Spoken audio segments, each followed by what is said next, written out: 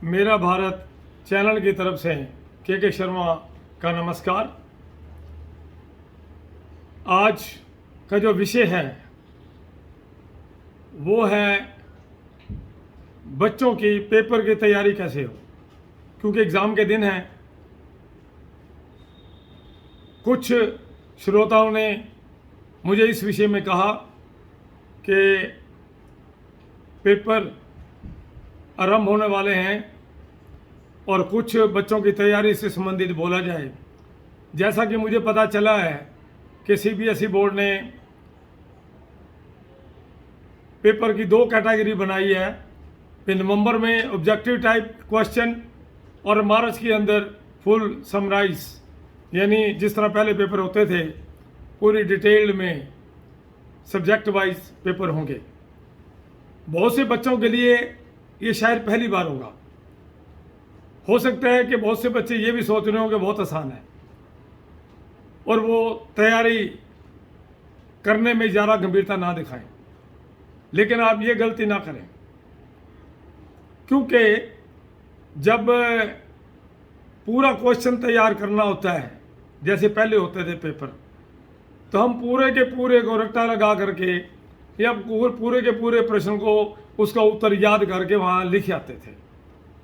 लेकिन इस बार बात कुछ और है। ऑब्जेक्टिव टाइप आ रहे हैं, उसमें आप लोगों ने ऑप्शन दी जाएगी, उस ऑप्शन में सही उत्तर पे टिक करना है। लेकिन ये आपको कैसे पता चले? ये तभी हो सकता है कि अगर आपने पूरे चैप्टर को पढ़ा है, पूरे चैप्टर को समझा है। किसी चैप्टर को बीच में पढ़ लेने से आपको उन प्रश्नों का उत्तर नहीं मिलेगा। या ये नहीं कि कुछ बच्चे कहें कि आईडी से टिक लगा देंगे, नहीं, तब हम अंधेरे में रह जाएंगे। अब इसका तरीका क्या है? क्योंकि एग्ज़ाम शुरू होने वाले हैं और इस तरह का पेपर शायद बच्चे पहली बार कर रहे हैं, तो मेरा मानना यह है कि आप सबसे पहले पढ़ाई शुरू करने से पहले स्ट्रेस नहीं होना चाहिए। आप दिमाग पे 1% भी बोझ मत रखें। बड़ा आसान सिस्टम है। अगर आपकी तैयारी है तो बहुत आसान है। तैयारी कैसे करनी है मैं समझता हूं। सबसे पहले आप पिछले जो सैंपल पेपर होते हैं उन पेपरों में ये देखो कि किस चैप्टर से सबसे ज़्यादा प्रश्न आए। भले ही वो समराइज टाइप आए थे या डिटेल में आए थे, लेकिन हमारा कहने का मतलब कि इम्पोर्टेंस है उस चैप्टर की। पहली कैटेगरी है कि किस चैप्टर से सबसे ज़्यादा प्रश्न आए। दूसरी कैटेगरी है किस चैप्टर से कम प्रश्न आए। तीसरी कैटेगरी है किस चैप्टर से बिल्कुल ही नहीं आए पिछले 2-3 सालों में। इन 3 कैटेगरियों को विचार करते हुए आप पुस्तक लेके बैठो। हालांकि एक बात याद रखो, एक नियम होता है पढ़ने का। आप पढ़ने से पहले, क्योंकि पेपर शुरू होने वाले हैं, जो सब्जेक्ट का पहले पेपर है वो आप पहले करोगे, नेचुरली है। अगर 24 घंटे 48 घंटे आपको मिलते हैं तो वो पहले करोगे। आप जहां भी बैठो पूरी तैयारी करके बैठो। आपका मटेरियल आपके पास होना चाहिए। अगर आप नेट खोल के देखते हैं तो भी आपके पास, क्योंकि पूरा इंतज़ाम होना चाहिए, मतलब समय वेस्ट नहीं होना चाहिए। और दूसरी बात, बैठने से पहले आप फेसबुक और व्हाट्सएप इसको विराम दें। आप तैयारी कर रहे हैं एग्ज़ाम की और बीच में आपके दोस्त का फ़ोन आ गया और आप उसको अटेंड करने में टाइम बेकार करेंगे। इससे अच्छा ये है कि आप सारे दिन में, अगर आप किसी शिक्षा के विषय पर दोस्त से चर्चा करना चाहते हैं, किसी क्वेश्चन के आंसर पे डिबेट करना चाहते हैं, तो उसमें टाइम फिक्स किया जा सकता है। लेकिन ये नहीं कि आप अपनी तैयारी करो, बीच बीच में आपको आपके दोस्त का फोन आ जाए। बहुत बार ऐसा होता है, हम गंभीरता से नहीं लेते, लेकिन लेना पड़ेगा।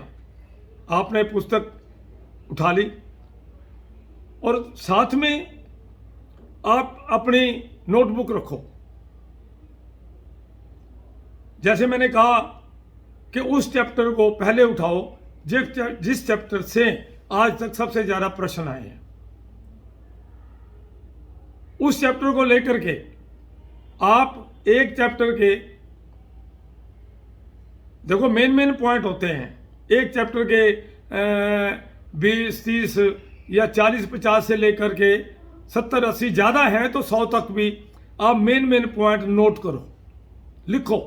उदाहरण के तौर पर जैसे अब अब्दुल कलाम आज़ाद हैं, अगर साइंस है, अगर अब्दुल कलाम आज़ाद के बारे में आता है जी, जन्म कहाँ हुआ, शिक्षा कहाँ ग्रहण की, उन्होंने कौन कौन सी रिसर्च की, उनका पहला मतलब आविष्कार कौन सा था, वो कब देश के राष्ट्रपति बने, उनकी याद में कहाँ बना हुआ है। ये मोटे मोटे प्रश्न हैं। इन प्रश्नों को चैप्टर में से आप निकाल के अपनी नोटबुक पे लिख लीजिए। उसके बाद वो चैप्टर लीजिए जिसमें से उससे कम आए हैं, ठीक उसी तरीके से उस चैप्टर में से भी मेन पॉइंट अप टू 100 या उससे कम है, अगर चैप्टर छोटा है तो मेन पॉइंट वो सारे आप उसमें नोट कर लीजिए। क्योंकि ये ऑब्जेक्टिव टाइप है, इसमें मेन पॉइंट के ऊपर ही आपने जवाब देना है। लेकिन मेन पॉइंट का मतलब ये नहीं है कि बीच बीच में पढ़ो और लिख लो। उस चैप्टर को तो पूरा पढ़ो, लेकिन पूरा पढ़ने के बाद, समझने के बाद समझो भी साथ में। अगर समझोगे तो उत्तर देना आसान हो जाएगा। समझने के बाद उनके मेन पॉइंट नोट करके चैप्टर वाइज तैयार कर लो।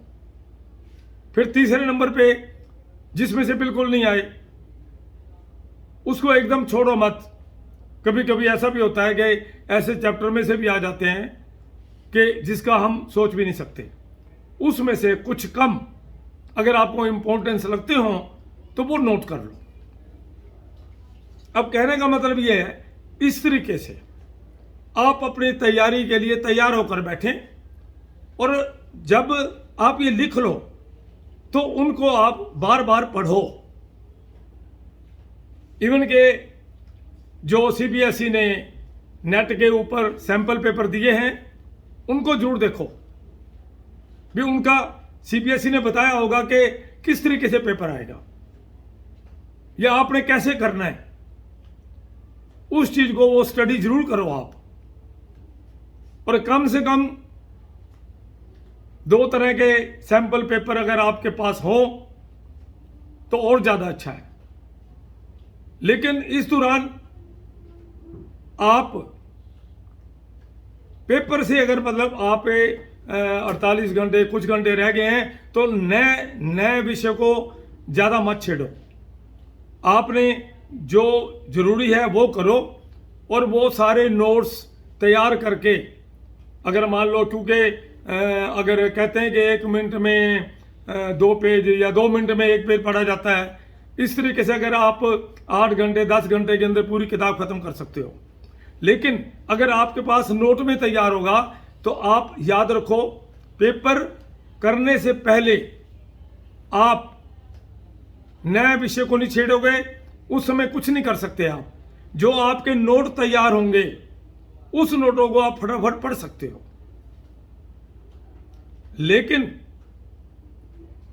कम से कम नहीं तो 1-2 घंटे पहले, यह नहीं कि जाने से पहले आप हाथ में कॉपी लिए खड़े हो। एक नियम होता है कि हम कंफ्यूज ना हो जाएं।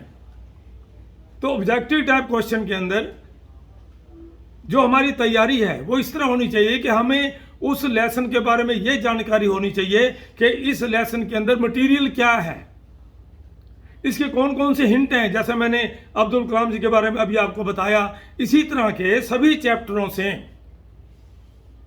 उस तरह के हिंट आएंगे। भाई क्या, कब और कैसे, ये 3 चीजें याद रखो। कब, क्यों, कैसे, इस तरह के प्रश्न आते हैं।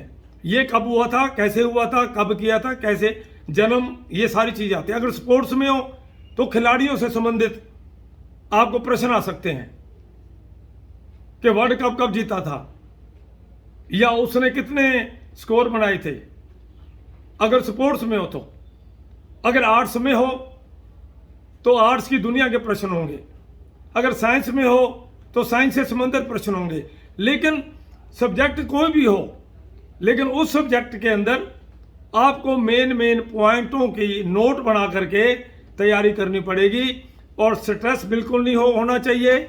आप ये समझो कुछ मुश्किल नहीं है, हम अपने हिसाब से तैयारी करेंगे।